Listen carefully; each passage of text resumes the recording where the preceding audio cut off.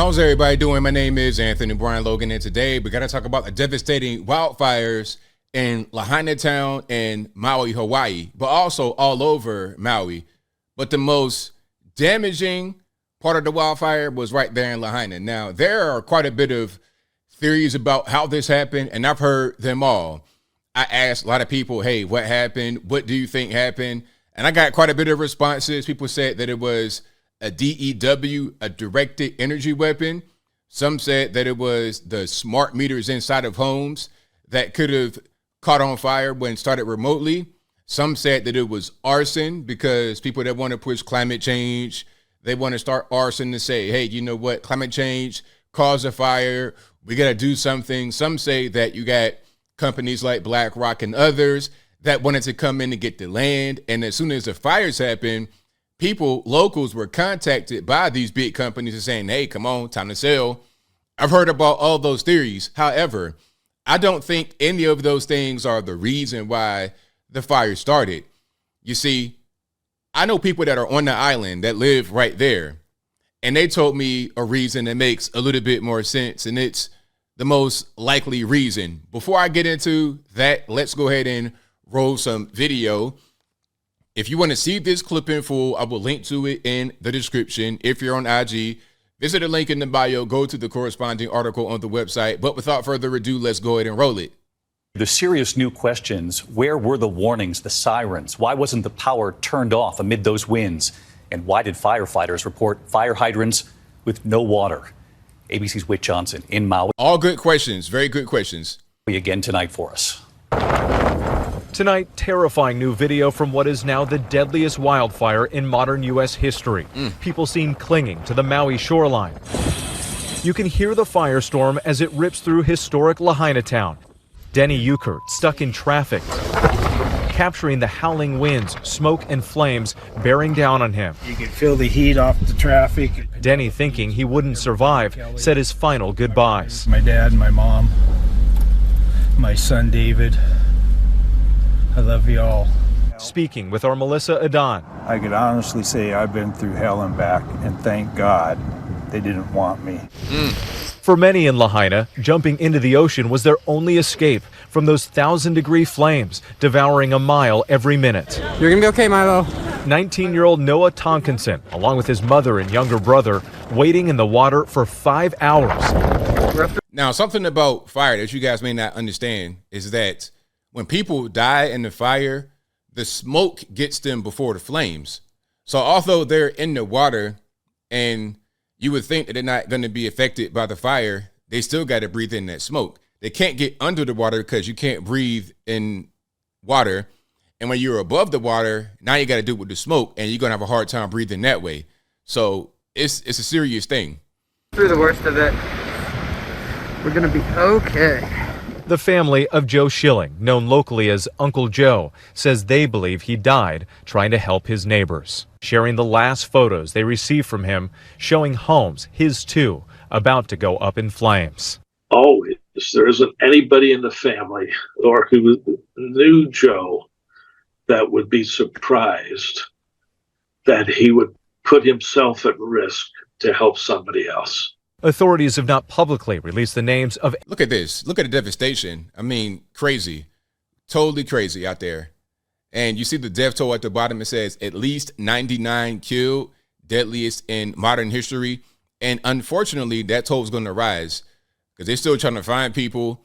And the fire was so intense and so quick that there are quite a bit of charred remains. And if people are going through this area trying to find their belongings or whatever they're doing, they could be picking up certain things that could be the remains of someone. It's unrecognizable because they've been burned so badly. Any of the victims, but tonight it's clear the death toll will keep rising. They will find 10 to 20 people per day probably until they finish. And it's probably going to take 10 days. It's impossible to guess, really. With hundreds still unaccounted for, officials urging survivors to provide DNA samples to help identify the dead. The wind is making it worse. And questions tonight about why the utility company, despite warnings, failed to cut the power, raising the risk that down electric lines could spark more fires. Now, I'm going to stop it right here. So this is what I heard from the locals, people that actually live there. You know, people on the outside could talk about whatever you want to say, but those that actually live there, those that understand what's going on, those who kind of experienced it, this is what they told me. So you had really high winds from an offshore hurricane. The hurricane was not on the island, but it was offshore. And if you guys know about going through hurricanes, you're going to get the outer bands of the wind. Sometimes rain, but I don't think there was any rain here. So the winds knocked the power lines down. Now, when the power lines got knocked down, some of them were damaged and they were hot, meaning the power was still on. So the down power lines that were damaged sparked fires because you had a lot of dry land. It was dry conditions. Yes, it's Hawaii, but you could also have droughts in Hawaii. So it sparked the ground. And in Lahaina town, you have a bunch of old wooden buildings, and it went up so quick. It's like a bunch of matches. So you combine dry conditions, high winds, spark from the down power lines, and it just went so rapidly through all the old wooden buildings, the high winds, and then you have other things that are combustible, vehicles with the engines and gasoline and all of that. It was just a bad combination. It was I don't want to say the perfect storm, but that's kind of what it was. All right, that's really what it is. And the thing about the water not working, people told me that the fire hydrants, the water was regulated by electricity, and at a certain point, the power was not on, or it was not going to the actual the water. So there was no pressure, and at a certain point, the water hoses ran dry. And as far as the sirens not going off, I'm not sure why that was, but they said that they got text to their phone about the fire. But I mean, by that point, people's power had not been going to their houses all day. Phones might not have been working. And again, the fire spread so quickly, it was really difficult to be able to avoid what happened. Power lines toppling like matchsticks. Were there moments when you feared for your life? Yeah. Oh, something else. They said that a lot of the natural like waterways and streams had been diverted for golf courses and other things like that. Some of the tourist traps on the island. Yeah, a few. Firefighter Ina Kohler worked desperately with her colleagues to protect homes, even as they watched their own homes burn to the ground. What are you going to do? We got to keep going. It's our duty. Her husband, Johnny Verona, also a firefighter, had to evacuate with their 2 kids that day, but was able to listen to his wife's voice on his radio. It was actually incredibly relieving to hear her voice. Ina and her crew using hoses to douse the flames until she says the hydrants went dry. I felt the hose line coming in from the hydrant, the intake line, and it was soft. So, and I was like, there's no pressure. No pressure. There's no water. So the hydrant ran out of water? Dry. Yeah. We reached out to the water company. No response so far. Now, what I heard, again, from locals on the ground is that, again, electricity was regulating the water. I'm not quite sure that's some kind of climate change thing. Don't get me lying about that, but it said electricity regulated the water. And with the electricity, the power not going to where it's supposed to go, then you couldn't have that action happening. Plus, they were trying to fill up water tanks by truck, but now we got hurricane force winds. So that's going to be a challenge of being able to get the water from point A to point B. A lot of times you would bring in helicopters or other kind of aerial devices to put out the flames, but you got hurricane force winds, so you can't have a helicopter in the sky in that condition. You see, again, it was a perfect storm, pardon the usage of that phrase, but that's what it was. Everything that could have gone wrong went wrong in this situation. Ina says they're among the 17 of 18 firefighters who lived in Lahaina and lost their homes, but still reporting to work, answering the call. They've been at work every single day. They're going in for overtime because what else are you going to do? I can't just sit at home and cry. Those firefighters are real heroes in this, of course, and with the nightmare just got worse and worse when they report the fire hydrants being dry. You reported over the weekend with it. Officials at the time said only 3% of the burn zone had been searched by cadaver dogs. I know they've made some progress today. You reported it earlier, but so much of the destruction they haven't even made it to. A long way to go here. And as we know, the death toll mounting just before we came on tonight.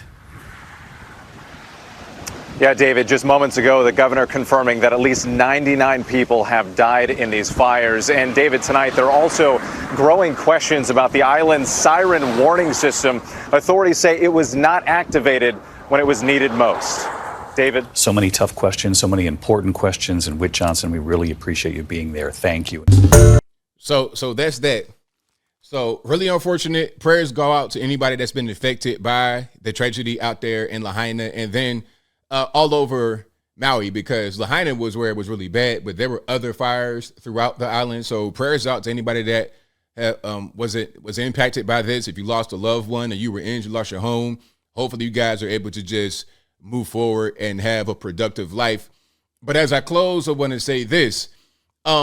This situation was really terrible, really bad, and I almost forgot one piece of it. You know, we do have a federal government that can help. Hawaii is a state in the United States. They can help, but I'm not quite sure they're really focused on helping. Okay, let's take a look at what Joe Biden put on Twitter. I almost forgot this part, but it's really important before I close on up here. So he says, as residents of Hawaii mourn the loss of life and devastation taking place across their beautiful home, we mourn with them. Like I said, not only our prayers are with those impacted, but every asset we have will be available to them. Here's the latest. Now, before I read the rest, they just requested a few million or billion more dollars to Ukraine. I think we've given them over $40 billion. I'm not sure what the exact number. I know it's in the billions. I know it's at least 40 billion. And we keep requesting more and more money to go to Ukraine to help in their quote unquote effort against Russian occupation. But let's keep on going with what Joe Biden said about Hawaii. Number one, FEMA temporary sheltering assistance is now available for residents who were displaced from their homes by the wildfires, allowing survivors to shelter in hotels or motels temporarily as they develop a long-term housing plan. Two, we're laser focused, terrible wording because of the allegation about DEWs. But anyway, we're laser focused on getting aid to survivors, including critical needs assistance, a one-time $700 payment per household offering relief during an unimaginably difficult time. We have staff on the ground dedicated to helping survivors navigate the registration process. A STEMI? For real? A STEMI, $700? How many billions are you giving to Ukraine? How about not giving that money to Ukraine and giving it to people that actually need it? How about that? I mean, losing their whole home, losing lives, injured, $700? Is that even going to cover a deductible for the insurance they got to pay from getting the burn wounds or smoke inhalation? Is that going to cover that? Or their home insurance deductible, if they have any insurance to cover their home? I mean, that's your president, 81 million. I can't tell. So there's more here. I only need to read the rest, talking about call FEMA, blah, blah, blah, blah, blah. But you can read the rest right here. I'll throw it on the screen. If you want to pause it and read it, you can. And I will link to this also in the description. But as I close, I want to say this. Again, to all those who were impacted by this, prayers out to you. If you're injured, may you get well soon. If you're homeless, please find somewhere to be. And to the president, I mean, this is bad. This is really bad. I don't understand how this could be your response. But hey, I think many of us who saw this guy come into office knew that he would do things like this, but to actually have it happen, it's got to be a punch to the gut. But I think I'll leave that right there for now. And what say you? How do you feel about what's going on here? What do you think happened? Do you think what I said about the power lines being down and then the dry brush and the old buildings and the high winds, do you think that makes the most sense? Or do you think it was something else that I mentioned earlier in the video? Whatever your thoughts are, let me know in the comments below. You guys know where I'm at. This is really unfortunate. Everything that could have gone wrong went wrong. And I just hope that everyone who was involved is able to just move forward and live a productive life and just heal from whatever has happened. I know it's going to be hard. I know it's easier said than done, but what else can I do? And I hope that the president does more than what he is offering, but I don't really see that happening because I guess funding the proxy war in Ukraine is of more importance.